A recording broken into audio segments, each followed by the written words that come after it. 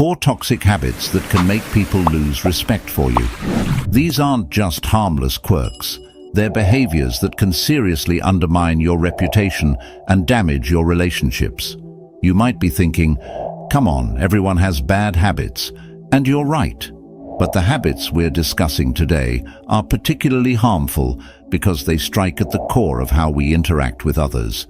They can turn a promising friendship or professional relationship sour in no time. To give this topic a personal touch, I'm going to share some of my own experiences.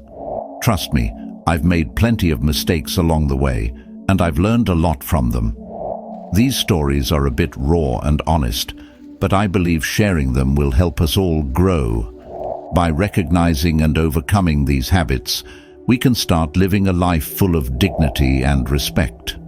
We'll be drawing on the teachings of Stoicism, an ancient philosophy that offers timeless advice for living a virtuous and fulfilling life. Stoicism is about more than just enduring hardships with a stiff upper lip. It's about cultivating inner peace, integrity, and resilience. So, grab a cup of coffee, sit back, and let's dive in. Ready? Let's get into it. Habit number 1. Gossiping. Let's get real about gossiping. It's one of those habits that almost everyone indulges in, but no one wants to admit to. I used to be a huge gossip, and it took a lot of painful lessons to realize just how damaging it was. When I was in college, gossiping was practically a sport. My friends and I would sit around for hours, dissecting every little detail of other people's lives. At first, it felt harmless, even fun. It made us feel connected, like we were in on some exclusive secret. But the truth is, gossiping is a toxic habit that can destroy trust and respect. Here's a story I'm not proud of. There was this girl in our group, let's call her Emily. She was a bit different, quirky, introverted, didn't always fit in. One day I found out she had a crush on a guy who was, let's say, way out of her league. Instead of keeping that information to myself, I shared it with my friends. We laughed about it, and the story spread like wildfire. It wasn't long before Emily found out what we'd been saying. The look on her face when she realized that her personal feelings had become a joke was heartbreaking. She stopped coming around, and eventually she left the group entirely. At the time, I brushed it off, but deep down, I knew I'd crossed a line. The Stoics, like Epictetus, teach us to focus on our own character and not meddle in the affairs of others. When you gossip, you're not only wasting time, but also poisoning the well of trust. Keep silence for the most part, and speak only when you must, and then briefly. Epictetus. Gossiping erodes trust. When you engage in gossip, people start to wonder what you say about them behind their backs.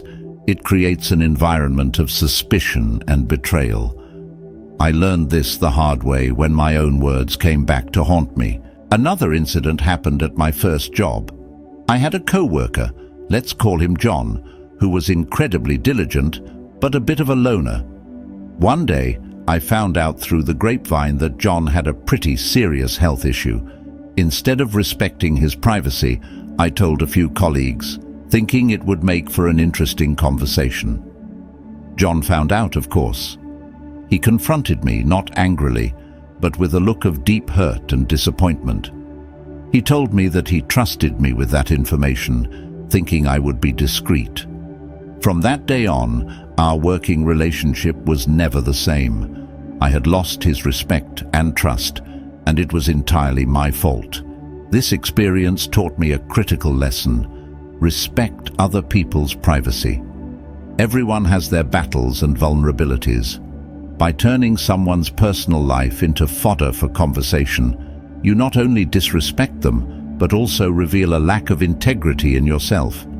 The Stoics believed in uplifting and constructive conversations. Instead of gossiping, focus on positive dialogue that builds people up rather than tearing them down. Remember, if someone is willing to gossip to you, they're just as likely to gossip about you. Habit number 2. Being unreliable. Let's talk about being unreliable. This one hits home for a lot of people, and it's a habit that can seriously erode respect. Reliability is foundational to any relationship, whether personal or professional. If people can't count on you, they'll quickly lose respect for you. I've got a personal story about this. In my early 20s, I was known among my friends as the flaky one. I would make plans and then cancel last minute or just not show up at all. I thought it was no big deal. Life is busy, right? But one incident really opened my eyes. A close friend of mine, Sarah, was throwing a birthday party. She had gone all out, planning for weeks, organizing every detail. I promised I'd be there, but on the day of the party, I got caught up in something else and decided not to go. I didn't even bother to let her know until hours after the event had started. When I finally called her, I could hear the disappointment in her voice. She didn't say much, but I knew I'd let her down. Our friendship was never quite the same after that. She stopped inviting me to things, and we drifted apart. Being unreliable tells people that your word means nothing. If you say you'll do something, do it. If you promise to be somewhere, be there. It's about showing that you respect other people's time and effort. Another example is from my professional life. Early in my career, I had a habit of overcommitting and under-delivering. I'd agree to take on projects and then miss deadlines, often without warning. I thought my charm and excuses would smooth things over. But my boss wasn't amused. During a performance review, she laid it out bluntly. Your work is good when you do it, but your lack of reliability is a problem. People don't know if they can count on you. It was a harsh wake-up call.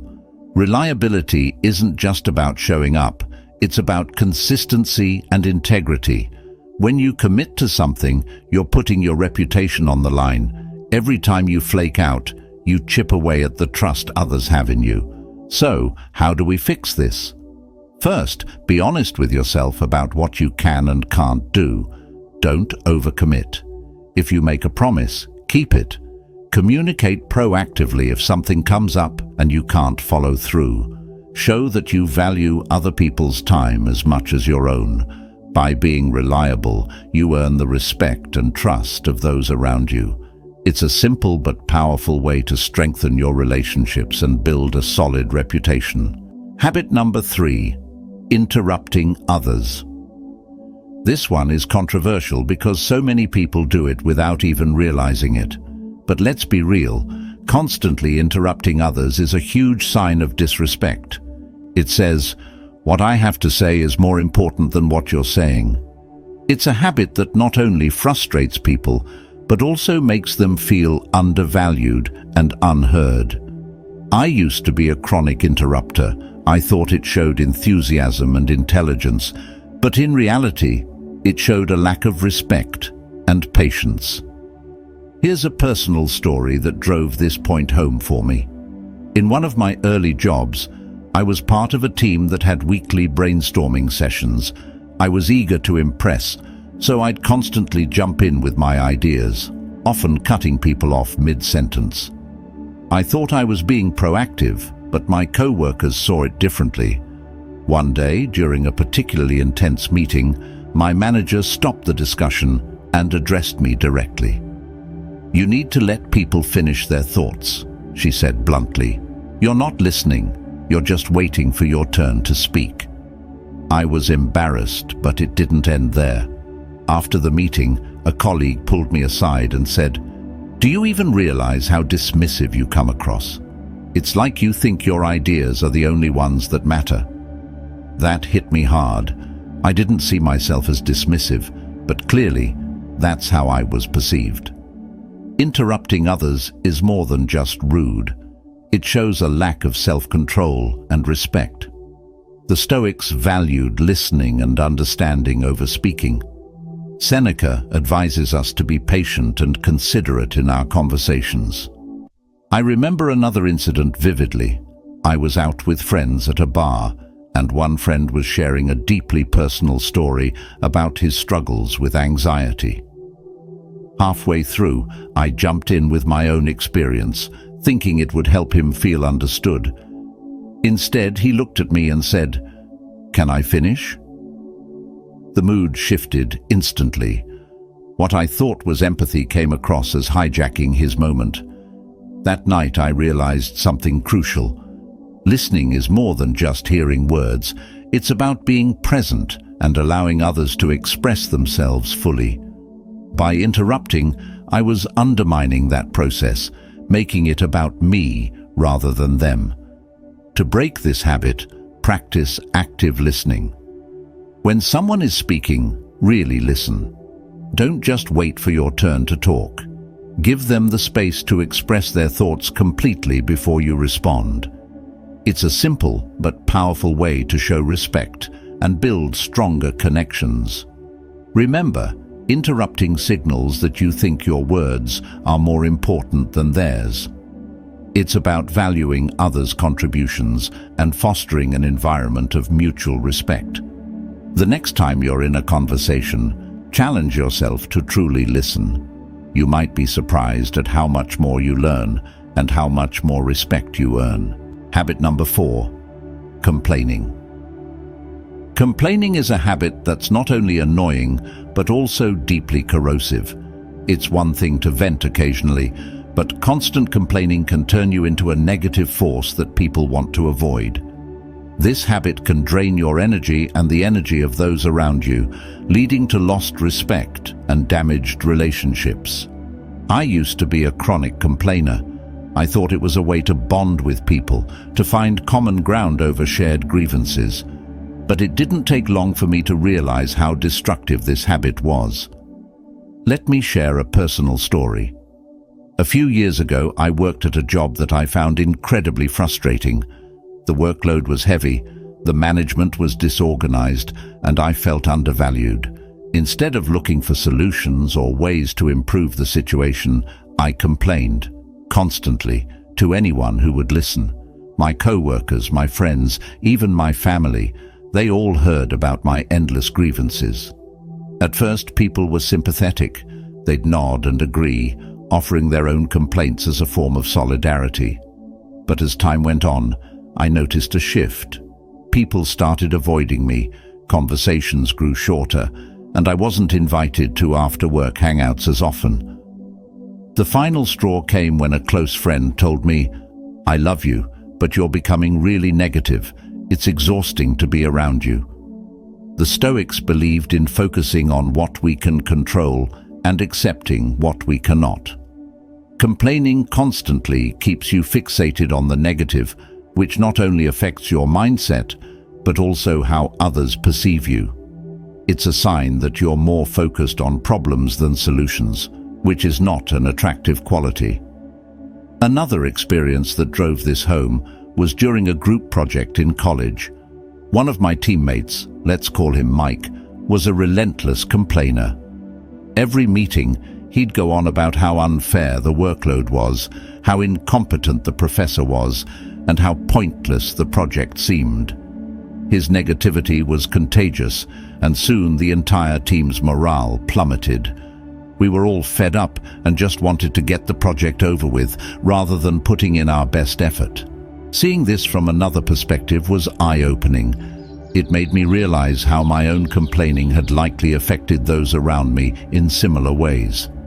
I decided to take a different approach. I started practicing gratitude and focusing on solutions.